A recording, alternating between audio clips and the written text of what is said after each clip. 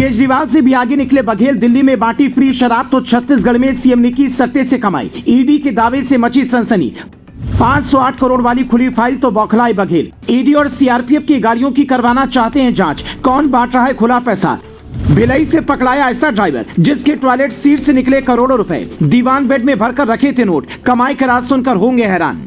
आप दिल्ली के शराब घोटाले की खबर सुनते रहे, उधर छत्तीसगढ़ में सीएम साहब सट्टेबाजी से कमाई करते रहे और किसी को भनक तक नहीं लगी। ये हम नहीं कह रहे हैं, बल्कि ईडी ने कहा है। दरअसल ईडी के दर्जनों अधिकारी सीएम बघेल की फाइल खोलने वाले हैं। बघेल पर जो आरोप लगे हैं वो दिल्ली के शराब घोटाले से भी गंभीर हैं। ईडी का दावा है कि महादेव सट्टेबाजी ऐप के प्रवर्तकों ने छत्तीसगढ़ के मुख्यमंत्री भूपेश बघेल को अब तक 508 करोड़ रुपए दिए हैं। अभी इसकी जांच चल रही है। ये पैसा एक राजनेता को छत्तीसगढ़ चुनाव में खर्च के लिए दिया जाना था। हमने संयुक्त अरब अमीरात से आए एक पार्सल को जब्त किया जो असीम दास को दिया जाने वाला था। दास की कार और आवाज से हमने 5 करोड़ 39 लाख रुपए बरामद किए हैं। उसी ने बताया कि छत्तीसगढ़ चुनाव में खर्च का इंतजाम महादेव ऐप के प्रमोटर कर रहे हैं। ये वही ऐप है जिसने हजारों लोगों को कंगाल कर दिया। एक जूस बेचने वाले ने लोगों की गाड़ी कमाई को दोनों हाथों से ऐसे लूटा कि वो कुछ साल में ही हजारों करोड़ का मालिक बन गया और इधर लोगों की जिंदगी नरक बन गई। इस खेल में उसका किस किस ने साथ दिया, इसकी जांच में ईडी लंबे समय से जुटी हुई है।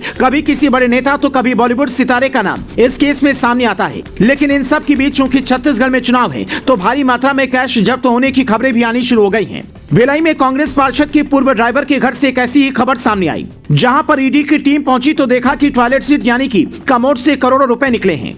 घर की दीवान बेड में भरी हुई नोटों की गड्डियां जब गिनना शुरू किया तो पता चला कि करीब 5 करोड़ रुपए की रकम खंडहर नुमा इस घर में छिपाए गए थे। जांच में पता चला कि ड्राइवर बप्पा दास ने ये पैसे महादेव ऐप से कमाए थे और ये पैसे चुनाव में इस्तेमाल होने वाले थे। ईडी की सतर्कता से कई नेता इतना बौखलाए हुए हैं कि वो इसे राजनीति से प्रेरित कार्रवाई बता रहे हैं। सीएम भूपेश बघेल ने तो ये तक कह दिया है कि ईडी और सीआरपीएफ की गाड़ियों की भी जांच होनी चाहिए। उन्होंने कहा सीआरपीएफ का एक विमान बड़ा बक्सा लेकर आया लेकिन उसकी जांच नहीं की गई। प्रवर्तन निदेशालय अपनी जांच के लिए आ सकता है, लेकिन मैं चुनाव आयोग से कहना चाहता हूं कि केंद्रीय जांच एजेंसी के वाहनों की जांच की जानी चाहिए। भाजपा ने अपनी हार स्वीकार कर ली है और यही उनका आखिरी दांव है कि ये बक्सों में पैसा ला रही हैं, जिसका इस्तेमाल मतदाताओं को प्रभावित करने के लिए किया जाएगा। इसीलिए सभी वाहनों की जांच की जानी चाहिए, खासकर ईडी और सीआरपीएफ के वाहनों की।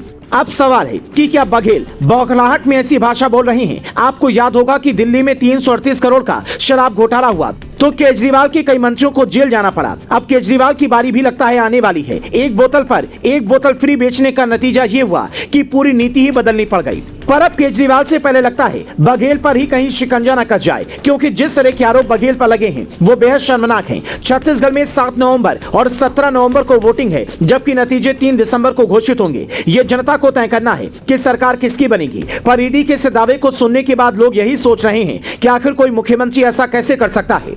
ईडी को इसकी तह तक जाना चाहिए। इधर केजरीवाल ईडी की नोटिस को गैर कानूनी बताते हैं, उधर बघेल ईडी की गाड़ियों की ही जांच की बात करने लगते हैं। तो सवाल है कि बघेल और केजरीवाल की भाषा एक जैसी कैसे हो गई? आप ईडी के इस दावे पर क्या कहेंगे? हमें कमेंट में बताएं।